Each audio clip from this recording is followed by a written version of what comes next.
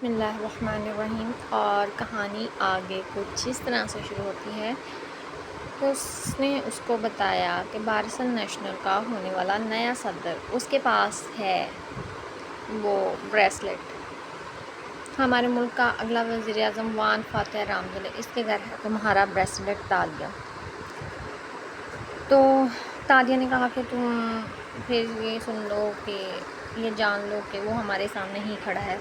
تب اس نے اس کو ڈانٹا اور اس نے بولا کہ تم اپنا کام پر دھیان دو اور اس فین مومنٹ سے باہر نکل آؤ۔ پھر اس کے بعد تالیہ کو آرڈر کیا گیا کہ وہ جوس سرو کرے گی مہمانوں کو، اور جیسے ہی مہمان ڈرائنگ روم میں آئے اس نے جوس سرو کیا، لیکن مسز کامل نے یہ کہہ کر اسے جھٹک دیا کہ وان فاتح جو ہے وہ جوس نہیں پیتا۔ اس کے بعد وہ باہر نکل گئی اور باہر باقی ملازمائیں کھانا سرو کرنے لگ گئیں اور تالیہ باہر کھڑے ہو کے دروازے کے ساتھ ساری باتیں سننے لگ گئی۔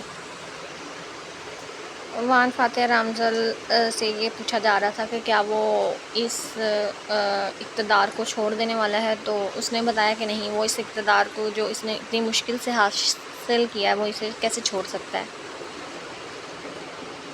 پھر اس نے کہا کہ میں اس کا کوئی استعفیٰ نہیں دے رہا۔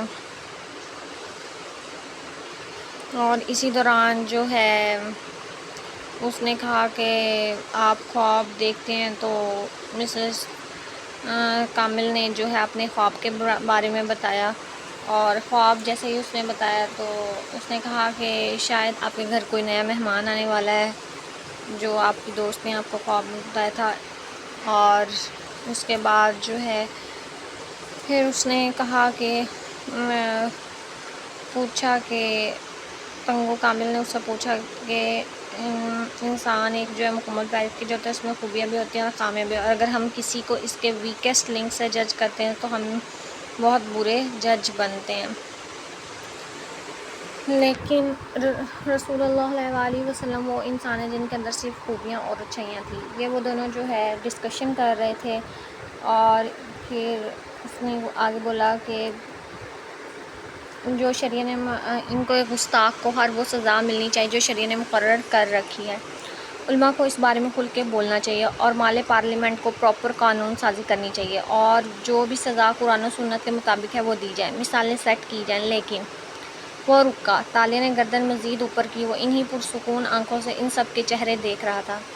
لیکن کوئی بھی ایول صرف سزا دینے سے ختم نہیں ہو سکتا۔ یہ دنیا ہمارے نبی صلی اللہ علیہ وآلہ وسلم کے دل سے رسپیکٹ تب کرے گی جب ہم ان کو بتائیں گے کہ وہ کون تھے۔ سزا دینا، چیخنا چلانا آسان ہے، یہ جلدی ہو جاتا ہے۔ زیادہ مشکل کام ہے کہ نبی صلی اللہ علیہ وآلہ وسلم کے لیے اپنی زندگیوں سے مسلسل وقت نکالنا اور اپنی توانائی کو دنیا تک ان کی اصل شخصیت سامنے لانے کے لیے خرچ کرنا۔ اس میں محنت لگتی ہے اور مسلمان بچے اس میں دلچسپی نہیں لیتے، کیونکہ ہمارے بچوں کو خود معلوم نہیں کہ نبی صلی اللہ علیہ وآلہ وسلم کون تھے، تو وہ دوسروں کو کیا بتائیں گے۔ توہین اس لیے ہوتی ہے کیونکہ ہم اپنی جاب ٹھیک سے نہیں کر رہے ہیں۔ ہمیں لوگوں کو اس شر سے نکالنا چاہیے اور ان کو جو وہ لا علم ہیں دین سے متعلق انہیں آگاہ کرنا چاہیے۔ اور یہی بس تھا۔ اور اس کے بعد جو ہے پھر جو میزبان نے ان سے سوال کیا تھا اس کے بارے میں اس نے بتایا کہ چاول جو ہوتے ہیں وہ فرٹیلیٹی کی علامت ہوتے ہیں۔ ایسا خواب اس لیے آ سکتا ہے تاکہ آپ احتیاط کریں یا پھر غیر متوقع حادثے کے لیے تیار رہیں۔ پھر فاتحہ کی بیوی نے بے اختیار تادیبی نظروں سے اسے گھورا تھا، جیسے کہہ رہی ہو کہ اسے ایسی بات اتنے عام انداز میں نہیں کہنی چاہیے، مگر وہ کسی بھی جذباتی پن سے عاری ٹھنڈا پرسکون سا بیٹھا تھا۔ کاش ہمیں بھی آریانہ کو کھونے سے پہلے کوئی خواب آ جاتا تو ہم اس روز چیئر لفٹ پہ نہ جاتے۔ اس کے لہجے میں تلخی تھی۔ آریانہ، اچھا، ان کی بیٹی جو کئی سال پہلے کھو گئی تھی۔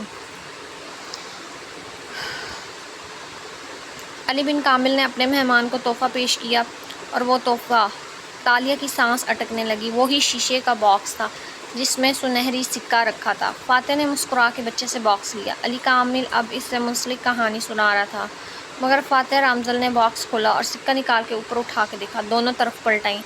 ویسے یہ اوریجنل نہیں ہے۔ اوریجنل میں ایک طرف نصیر من دنیا و دین لکھا ہوتا ہے، مگر آئی لائک اٹ، سچائی سے تبصرہ کیا۔ ایک ہی فقرے میں اس نے ایمانداری سے پسندیدگی کا اظہار بھی کر دیا۔ پھر ذرا ٹھہرا، اسرا یہ تمہارے بریسلٹ کی طرح نہیں لگتا جو تمہیں ایش نے دیا تھا، ہے نا؟ مسکرا کے کہتے ہوئے اس نے باکس پیچھے کھڑے اپنے باڈی مین کی طرف بڑھا دیا اور آگے بڑھ گیا۔ سب کے آگے پیچھے چلتے باہر نکل گئے۔ وہ تیز تیز چلتا تھا، ہر شخص اس کے قدم سے قدم ملانے کا خواہش مند تھا۔ باڈی مین نے سکے کی ڈبیاں جیب میں ڈالتے ہوئے باہر نکلنے سے قبل ایک دفعہ مڑ کے یوں ہی پیچھے دیکھا تھا۔ نگاہ چوکھٹ پہ ہکا بکا کھڑی لڑکی پہ پڑی تو وہ لمحے بھر کو ٹھہرا، اس کی سبز آنکھوں کو دیکھا جو اس کے ڈبیاں جیب میں ڈالتے ہاتھوں کو دیکھ رہی تھی۔ بس لمحے کا اثر تھا، پھر وہ آگے بڑھ گیا اور وہ نڈھال سی چوکھٹ سے لگی رہ گئی۔ پھر جیسے ہی وہ گھر پہنچی اس نے وہ تمام قصہ اپنی دوست کو سنایا اور اس نے کہا کہ میں نے دیکھا کہ ہم دو دریاؤں کے سنگم پہ کھڑے ہیں جہاں کیچڑ ہے، کیچڑ یعنی لمپور اور دریاؤں کا سنگم یعنی کوالا۔ ہم کوالا لمپور میں ملتے ہیں۔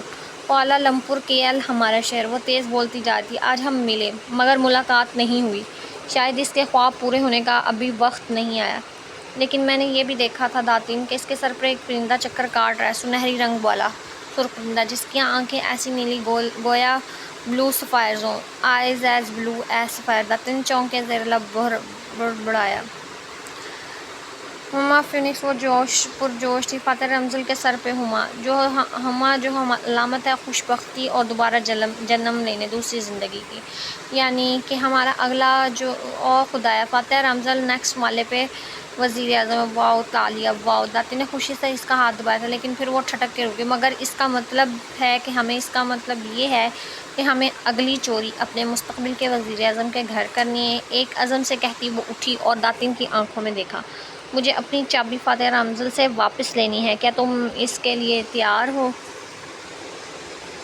اور پارٹ 1 گدلے پانیوں کا سنگم یہیں پہ ہی ہوتا ہے ختم۔